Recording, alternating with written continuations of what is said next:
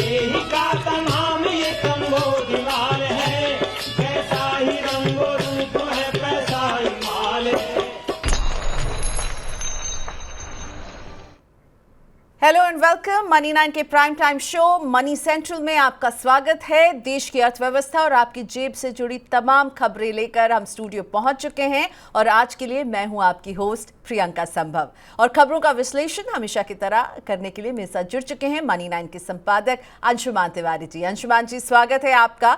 और अंशुमान जी से हम खबरों का विश्लेषण लें उससे पहले आपको बताते हैं कि आज के शो के दौरान किन खास खबरों पर रहेगी हमारी नजर। तो सबसे पहले हमारा फोकस रहेगा मॉनसून पर। मॉनसून का अपडेट लेकर आएंगे, जानेंगे कि मॉनसून कहां धोखा दे रहा है। इसके बाद चीन से आने वाले निवेश पर सरकार की तरफ से आए एक बयान पर चर्चा करने वाले हैं। अगली खबर रिजर्व बैंक के उस मास्टर सर्कुलर को लेकर है जिसमें विलफुल डिफॉल्टर्स के लिए नए नियम जारी किए गए हैं। इसके बाद बड़ी खबरों का सिलसिला शुरू होगा और हमारा फोकस रहेगा फ्यूचर एंड ऑप्शन पर। सेबी की सख्ती की शुरुआत किस तरह से हो रही है, इसे विस्तार से डिस्कस करेंगे। और सेबी से ही जुड़ी एक और खबर जो बताती है कि सेबी को आरबीआई के केवाईसी पर भरोसा नहीं है। तो क्यों नहीं है भरोसा?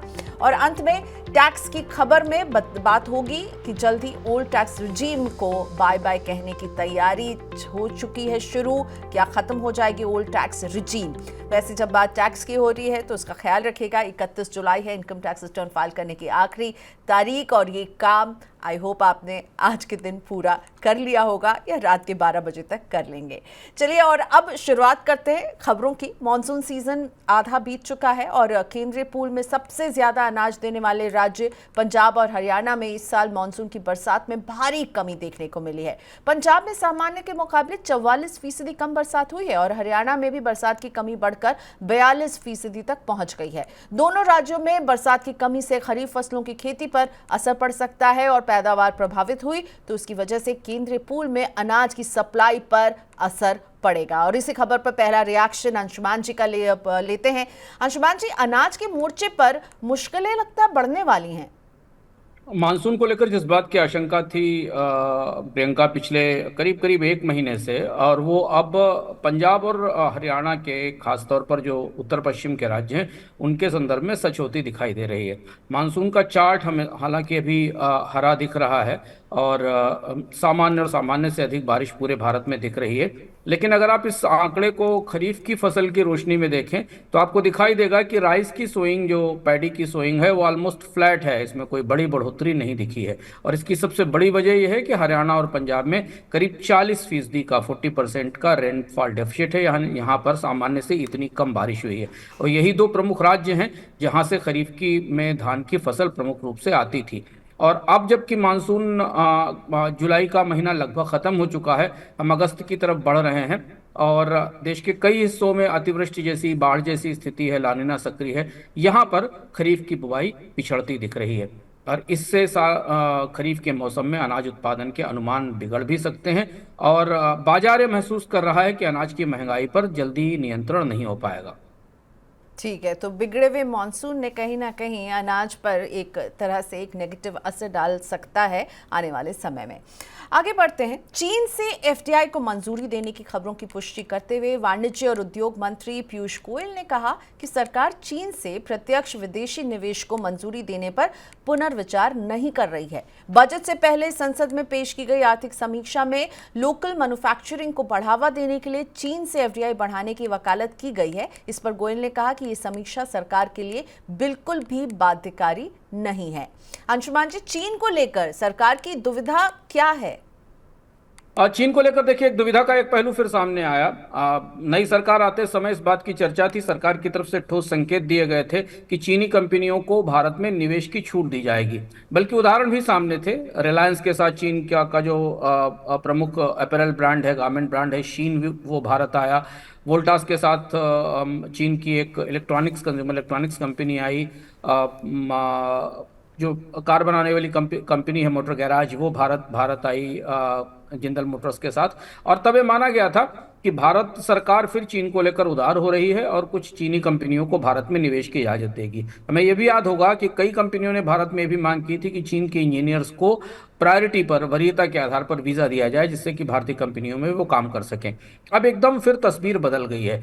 Commerce industry minister Piyush Goyal ने जो बयान दिया, उस बयान का मतलब यह है कि सरकार फिलहाल चीन को लेकर कोई उदारता बरतने नहीं जा रही है, विदेशी निवेश में कोई बड़ी रियायत नहीं देने जा रही है। और यह बात इस संदर्भ में और भी महत्वपूर्ण है कि भारत आर्थिक समीक्षा ने कुछ इस तरीके की सिफारिश की थी जो चीन के प्रति उदारता बरतने का इशारा करती थी, और ये कहती थी कि भारत को यदि चीन से निकलने वाली कंपनियों को, जो कि अब चीन से निकलकर दुनिया के अन्य देशों में जा रही हैं, उन्हें आकर्षित करना है तो उन्हें अपने अपने यहाँ भारत में विदेशी निवेश के नियमों में बदलाव करना होगा। लेकिन ये फिर एक किस्म का यू टर्न है पॉलिसी में जो हमें दिखाई दे रहा है। हालांकि कूटनीतिक स्तर पर भारत और चीन के बीच रिश्तों को ठीक करने की, पिघलाने की, जो बर्फ जमी हुई पिघलाने की, उसकी कोशिश चल रही है। हाल में कुछ मुलाकातें भी हुई हैं और माना जा रहा है कि अगले कुछ महीनों में किसी अंतर्राष्ट्रीय मंच पर प्रत्यक्ष या परोक्ष रूप से भारत और चीन के राष्ट्राध्यक्षों की मुलाकात भी हो सकती है।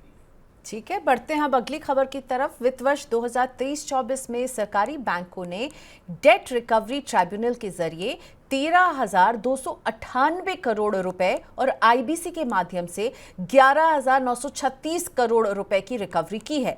फाइनेंशियल ईयर 2023-24 में बैंकों ने 83,193 करोड़ रुपए की रिकवरी के लिए 15,813 मामले डीआरटी को सौंपे थे। वहीं दूसरी ओर 1,27,596 करोड़ रुपए की रिकवरी के लिए 164 मामले आईबीसी में रिपोर्ट हुए थे। तो इस खबर पर अंशुमान जी आपसे समझना चाहेंगे, ये रिकवरी क्या सफलता है या आईबीसी में बदलाव की जरूरत आप महसूस करते हैं? आईबीसी की तस्वीर मिली जुली है। अगर इकोनॉमिक सर्वे को आप देखें तो वो आईबीसी की प्रक्रिया की सफलता का दावा करता है। वो कहता है कि भारत में आईबीसी ने क्रेडिट मार्केट का लैंडस्केप बदल दिया है, इसकी पूरी प्रक्रिया बदल दी है। करीब करीब 4,131 के आसपास corporate insolvency resolution process complete किए गए मार्च 2024 तक, और 3,171 कॉर्पोरेट डेटर्स को पैसा दिया गया, रेस्क्यू किया गया। लेकिन अगर आप देखें तो 8 साल में केवल 3.4 लाख करोड़ रुपए की राशि ही निकाली जा सकी है, यानी 3.4 लाख करोड़ रुपए की राशि ही उपलब्ध हो पाई है बैंकों को। तो इस हिसाब से अगर आप नंबर्स दृष्टि से देखें, रिजोल्यूशन का के नंबर तो संतोषजनक है, पर उनसे मिलने वाली रिकवरी उतनी पर्याप्त नहीं है। आईबीसी में बदलाव की सिफारिशें पिछले दिनों में भी होती रही हैं। पिछले सरकार के सत्र में भी सरकार की समितियों ने आईबीसी में बदलाव की सिफारिश की थी। हो सकता है कि आने वाले कुछ महीनों में संसद के शीतकालीन सत्र में या उसके बाद के बजट सत्र के दौरान सरकार आईबीसी में कुछ संशोधन करे। लगभग अगर आप हिसाब लगाएं तो 8 साल आईबीसी को हो गए भारत में सुधार को। औसतन करीब 125 रिजोल्यूशन पर ईयर हुए हैं, यानी 125 मामले रिजोल्यूशन में गए हैं। हालांकि ज्यादातर कंपनियां जो लिक्विडेट हुई हैं वो डिफंक्ट थी, उनमें कोई संचालन नहीं हो रहा था। ठीक है, अगली खबर की तरफ अब हम बढ़ेंगे और अगली खबर है तो छटनी से जुड़ी हुई, लेकिन इसमें एक अच्छी बात भी छिपी हुई है। 2024 की पहली छमाही में भारतीय स्टार्टअप्स ने 2023 की दूसरी छमाही और पिछले साल के मुकाबले कम संख्या में कर्मचारियों को नौकरी से निकाला है। इससे इस बात का संकेत मिलता है कि स्टार्टअप्स में छटनी का बुरा दौर धीरे धीरे खत्म हो रहा है। इस साल जनवरी से जून के बीच में स्टार्टअप्स ने 11,250 लोगों को नौकरी से निकाला और 2023 की पहली तिमाही में ये आंकड़ा 21,000 और दूसरी तिमाही में 15,000 था। तो अंशुमान जी, ये इस खबर को आप कैसे रीड करते हैं? छटनी जो है स्टार्टअप्स में, अब हम एक दौर देख रहे थे जब हर 2 दिन पर हम आपके शो में ये डिस्कस कर रहे थे, लेकिन अब लग रहा है यहाँ एक स्लो डाउन। छटनी में स्लो डाउन तो नहीं कहना चाहिए, क्योंकि छटनी, हाँ, पिछले साल काफी ज्यादा छटनी थी। इस बार अब बहुत सारे बड़े स्टार्टअप बंद हो गए, बहुत सारे बड़े स्टार्टअप ने अपनी रिस्ट्रक्चरिंग पूरी कर ली, और इसलिए अब कुछ क्षेत्र बचे हैं जहां छटनी हो रही। और ये बता रहा है कि अभी स्टार्टअप के अंदर समस्या बाकी है, बनी हुई है। तो हम इसे इस तस्वीर की दृष्टि से देख सकते हैं कि इसके के अगेंस्ट हम हायरिंग भी देखें कि स्टार्टअप में हायरिंग की स्थिति क्या है। हालांकि ले ऑफ घट रहे हैं, लेकिन हायरिंग में कोई बड़ी बढ़ोतरी नहीं हुई है। मतलब 30 से 35 से 40% की हायरिंग 2021-22 में हुआ करती थी, और उसकी तुलना में अभी भी स्टार्टअप में नई नौकरियां नहीं मिल रही हैं। तो रोजगार की दृष्टि से स्टार्टअप का जो पूरा इकोसिस्टम है वो बहुत सुविधाजनक या बहुत अच्छी खबर दे नहीं रहा है। छटनी की प्रक्रिया कम हुई है, पर नए स्टार्टअप नहीं बन रहे हैं और उनमें नई हायरिंग नहीं हो रही है। 2023 में स्टार्टअप्स ने पिछले साल की तुलना में यानी 2022 की तुलना में करीब 70% कम लोगों को हायर किया। तो जब आप हायरिंग और ले ऑफ का हिसाब किताब देखें तो आपको लगेगा कि नहीं, अभी स्टार्टअप किसी गहरी मुश्किल में फंसे हुए हैं। बिल्कुल, और इसीलिए हम आपसे विश्लेषण करवाते हैं इन खबरों का, क्योंकि इस सिक्के के दो पहलू हैं। जॉब कट अगर कम हो रहे हैं इसका मतलब ये नहीं कि अच्छी खबर है, क्योंकि हायरिंग उस लेवल पर नहीं हो रही है, तो ये बैलेंस अभी भी बिगड़ा हुआ है। अगली खबर, कैपिटल मार्केट रेगुलेटर सेबी ने कुछ बड़े एफपीआईज को डिस्क्लोजर नियमों में ढील दी है, और ये छूट उन एफपीआईज के लिए है जो भारत के पड़ोसी देशों से आते हैं। साथ में डिस्क्लोजर को मिनिमम थ्रेशहोल्ड आइडेंटिफिकेशन के साथ भी जोड़ दिया गया है। इस खबर को समझते हैं तो किस तरह के एफपीआईज को लेकर के सेबी ने छूट दी है। ये एक नई व्यवस्था आई है सेबी की एफपीआईज को लेकर सेबी के नियमों में लगातार बदलाव हो रहा है, जो कई बार डिस्क्लोजर नॉर्म्स को लेकर है, विदेश से आने वाले पैसे को लेकर है, अडानी समूह को लेकर ताजे मामलों में एफपीआई की गतिविधियों पर काफी सवाल उठे थे।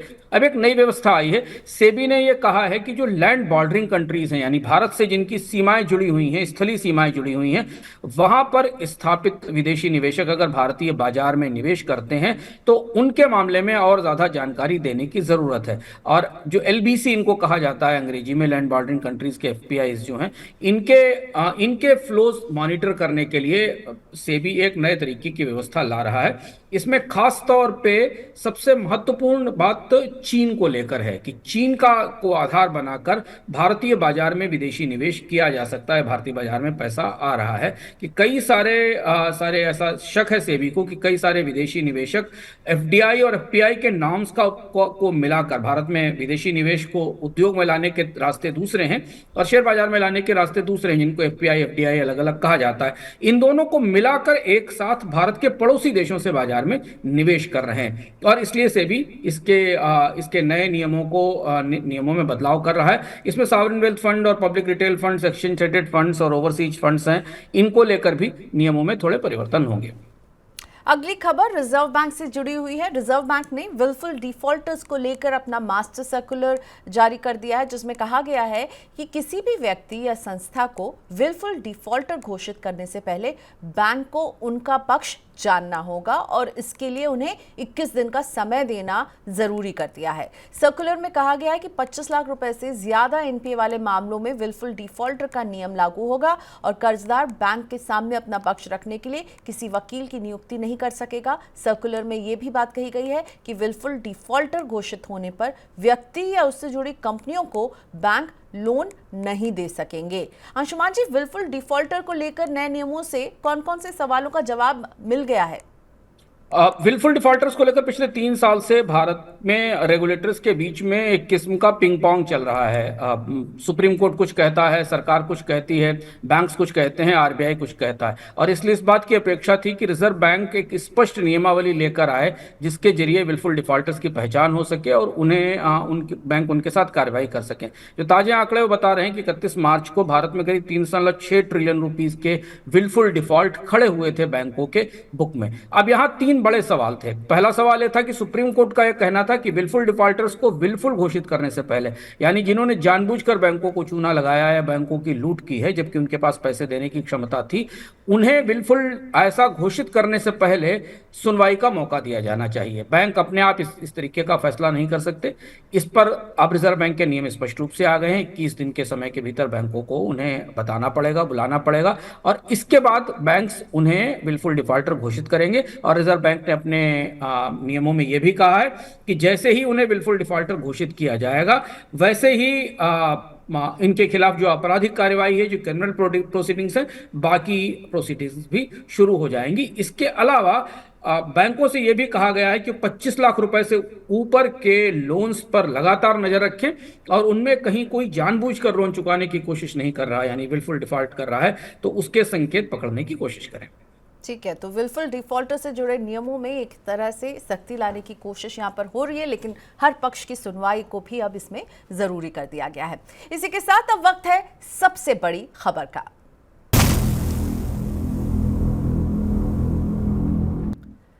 कैपिटल मार्केट रेगुलेटर सेबी ने इंडेक्स डेरिवेटिव्स में सट्टेबाजी पर लगाम लगाने के लिए सख्त नियमों का प्रस्ताव दिया है। सेबी के कंसल्टेशन पेपर में कहा गया है कि फाइनेंशियल ईयर 2024 के दौरान इंडेक्स डेरिवेटिव्स में ट्रेड करने वाले करीब 85% ट्रेडर्स को नुकसान हुआ है। कुल 92,50,000 ट्रेडर्स दर्ज किए गए थे, जिनमें सिर्फ 14 लाख से कुछ ज्यादा ही कुछ ट्रेडर्स थे जिन्हें मुनाफा हुआ है और नुकसान उठाने वालों का कुल घाटा 51,689 करोड़ रुपए दर्ज किया गया है।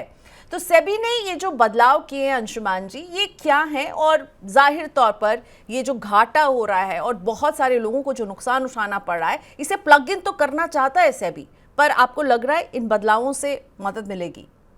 सेबी ने एफ&ओ पर क्रैकडाउन शुरू कर दिया है और ये बात हम पिछले 6 महीने से लगातार देख रहे थे कि अलग अलग मंचों से सेबी प्रमुख ये बात कह रही थी कि भारत के शेयर बाजार में एफ&ओ की पूरी प्रक्रिया लोगों को कंगाल कर रही है, उनको का नुकसान कर रही है और बहुत सारे लोग बाजार को ना जानते हुए भी एक किस्म से सट्टेबाजी या जुए जैसी परिस्थिति में है। तो सेबी ने जो नए नियम घोषित किए हैं एफ&ओ के लिए, इंडेक्स डेरिवेटिव्स के लिए, वो काफी बड़े और काफी सख्त हैं।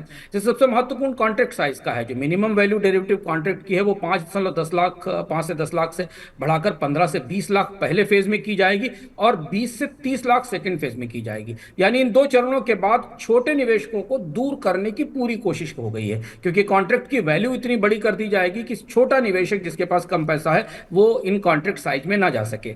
इसके अलावा इंट्राडे पोजीशनिंग जो है उनकी मॉनिटरिंग की सीमाएं तय कर दी गई हैं। अब जो प्रीमियम है उनका अपफ्रंट सीधे कलेक्शन किया जाएगा।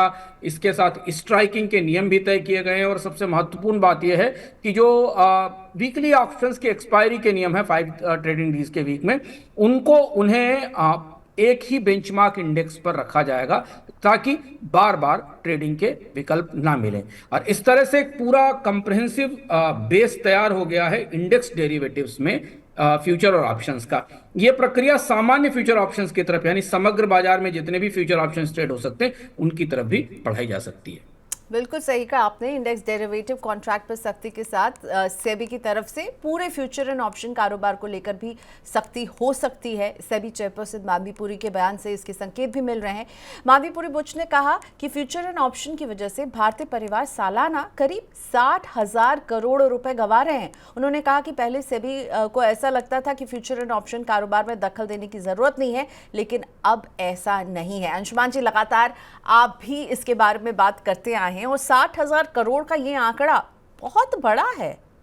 बहुत बड़ा आंकड़ा है। 60,000 करोड़ रुपए लोग हर साल फ्यूचर ऑप्शन में गंवा रहे हैं और इनमें अधिकांश लोग वो हैं जिन्हें बाजार में शेयर ट्रेडिंग करना नहीं आता है।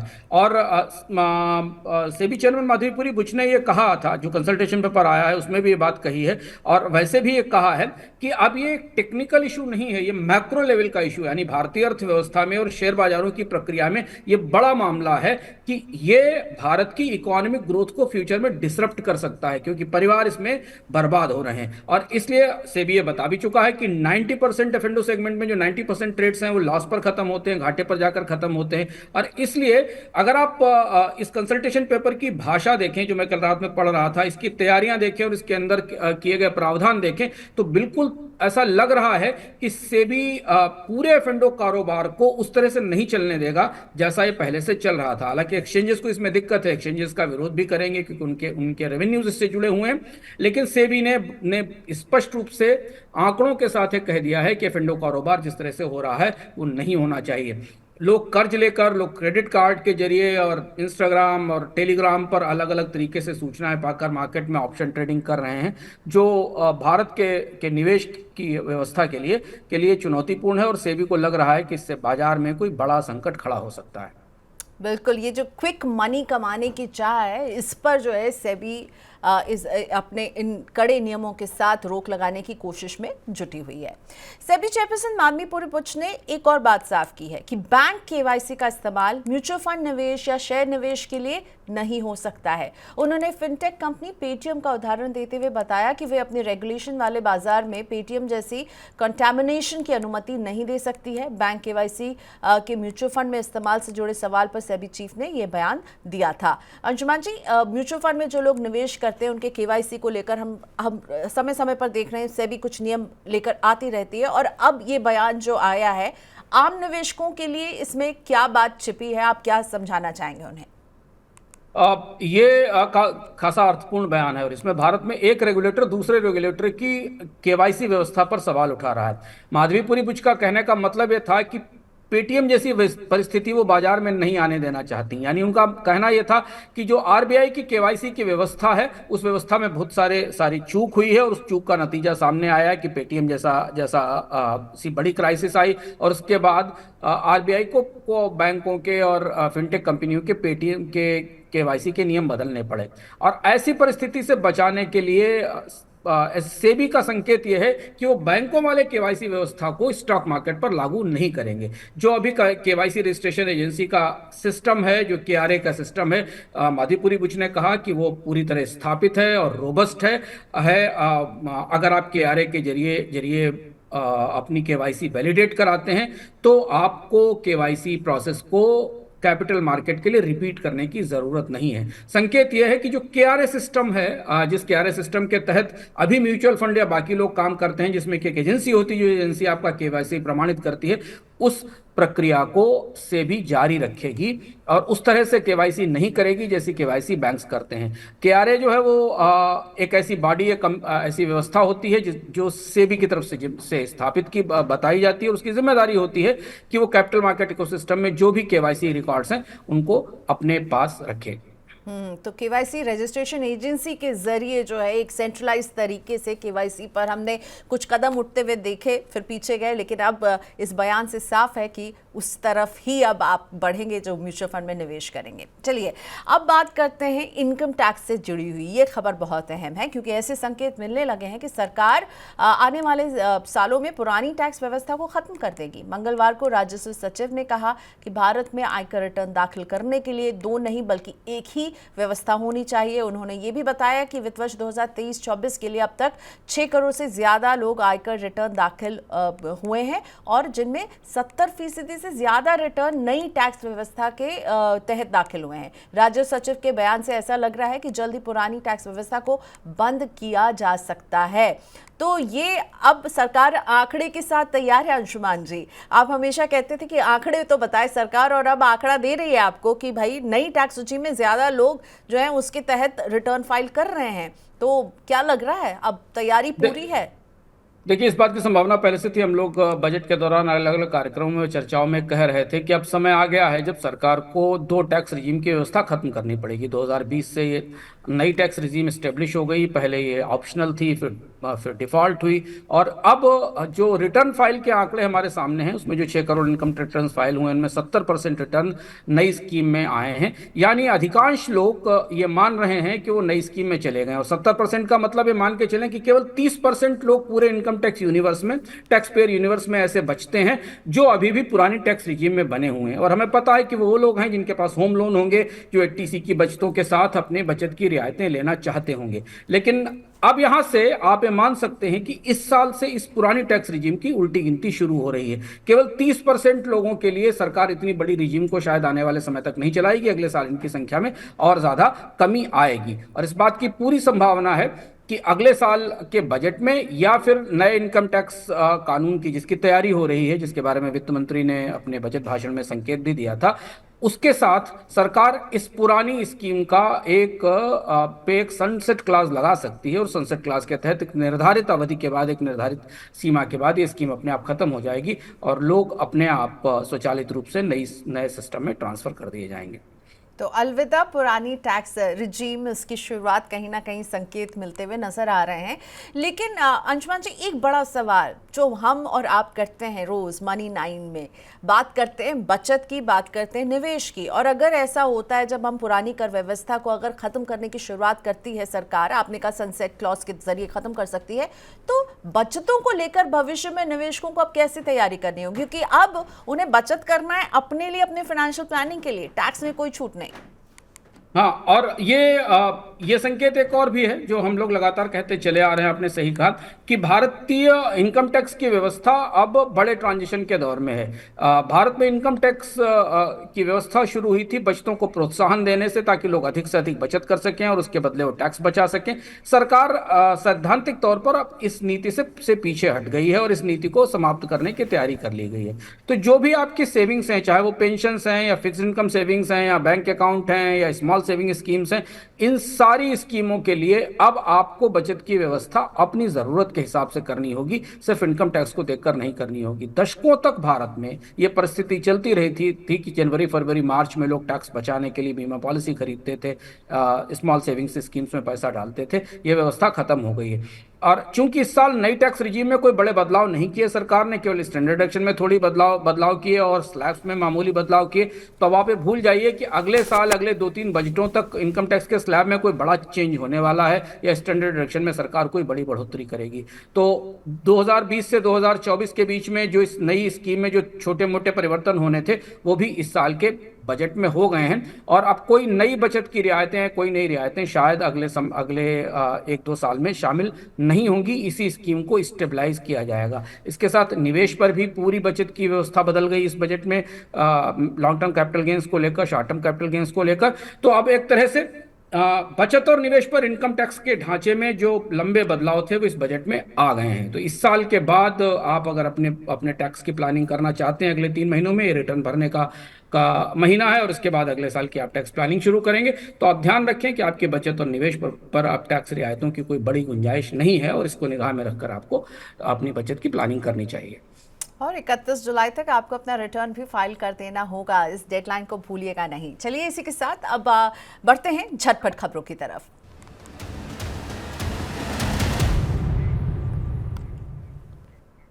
हिंदुजा ग्रुप की company IndusInd international holdings limited ने 31 जुलाई को एनसीएलटी की मुंबई पीठ के समक्ष तत्काल सुनवाई के लिए एक अंतरिम आवेदन दायर किया है। इस आवेदन में एनसीएलटी के 23 जुलाई के आदेश में संशोधन की मांग की गई है। इस आदेश में आईआईएचएल को रिलायंस कैपिटल का अधिग्रहण करने के लिए दिए गए ऑफर के तहत 2,750 करोड़ रुपए का भुगतान 31 जुलाई तक करने को कहा गया है और 10 अगस्त तक अधिग्रहण प्रक्रिया पूरी करने का निर्देश दिया गया है। अगली खबर, टाटा ग्रुप की रिटेल कंपनी ट्रेंट और सरकारी कंपनी भारत इलेक्ट्रॉनिक्स से जुड़ी हुई है। इनको सितंबर में निफ्टी 50 इंडेक्स में शामिल किया जा सकता है। ब्रोकरेज फर्म आईडीबीआई कैपिटल के मुताबिक एलटीआई, माइंडट्री और डीवीज लैब को इंडेक्स से बाहर किया जा सकता है। इस साल ट्रेंट का शेयर अब तक 84% और भारत इलेक्ट्रॉनिक का शेयर 68% तक बढ़ चुका है। झटपट खबरों में अगली खबर अमेरिका में ब्याज दरों को लेकर। अमेरिकी सेंट्रल बैंक फेडरल रिजर्व का फैसला आज रात आने वाला है। माना जा रहा है कि अमेरिकी सेंट्रल बैंक मौजूदा साइकिल में अंतिम बार ब्याज दरों में बदलाव नहीं करेगा और आगे आने वाली पॉलिसी में ब्याज दर कटौती की शुरुआत कर सकता है। दुनिया भर के बाजारों की नजर इस पर टिकी रहेगी कि अमेरिकी सेंट्रल बैंक के चेयरमैन भविष्य को लेकर किस तरह का बयान देंगे। विदेशी बाजार में कच्चे तेल का भाव $80 के नीचे बना हुआ है और बैंक ऑफ अमेरिका का मानना है कि भाव ब्रेकआउट पर टिका हुआ है और टूटती है और गिरावट जो है इसमें और हम बढ़ते हुए भी देख सकते हैं। मंगलवार को विदेशी बाजार में ब्रेंट क्रूड का भाव घटकर $78 प्रति बैरल तक आ गया था, जो जून के बाद सबसे निचला स्तर है। मेरे साथ बने हुए मनी 9 के संपादक अंशुमान तिवारी जी। अंशुमान जी, झटपट खबरों में वो कौन सी खबर है जिसे आप पिक करना चाहेंगे? तेल की कीमतों पर अब नया नज़रिया बन रहा है, क्योंकि बैंक ऑफ अमेरिका ने भी और कई और भी अलग अलग मार्केट प्लेयर्स ने माना है कि ऑयल की कीमतें ब्रेकआउट मूवमेंट के आसपास हैं और यहाँ से तेल की कीमतों में गिरावट आ सकती है। हम लगातार बताते रहे कि बाजार में तेल की आपूर्ति का संतुलन बदल गया है। अब ओपेक अकेला बाजार पक्का प्लेयर नहीं है। अमेरिका, गुयाना, ब्राज़ील, कनाडा जैसे देश बाजार में तेल की बड़ी आपूर्ति कर रहे हैं और इसलिए आने वाले कुछ हफ्तों में ओपेक देशों की रणनीति तेल को लेकर बदल सकती है। इस बात की संभावना बनती दिख रही है और उस बदलाव में ओपेक देश अपने उत्पादन की कटौती के मामले पर नए सिरे से विचार कर सकते हैं। लेकिन कच्चे तेल की कीमतों में जो बढ़ोतरी की संभावनाएं थी वो अब बेहद सीमित दिखाई दे रही हैं और कच्चा तेल ऐसा संकेत है कि $75 से $80 के बीच के रेंज में ट्रेड करेगा। चलिए इसी के साथ शुक्रिया अंशुमान जी, आपने वक्त निकाला मनी सेंट्रल में इतनी सारी खबरों पर पर्सपेक्टिव देने के लिए। धन्यवाद आपका सर। और आज की मनी सेंट्रल में दीजिए मुझे यही इजाजत, फिर मुलाकात होती है कल। अर्थव्यवस्था से जुड़ी बड़ी बड़ी खबरों को आपके लिए लेकर आएंगे और बताएंगे उसमें क्या चल रहा है, उसमें आपके लिए, एक आम निवेशक के लिए क्या कुछ छुपा हुआ है। आज के लिए इतना ही, मुझे दीजिए इजाजत, नमस्कार। ऐसे ही का तमाम ये तंगो दीवार है, कैसा ही रंगो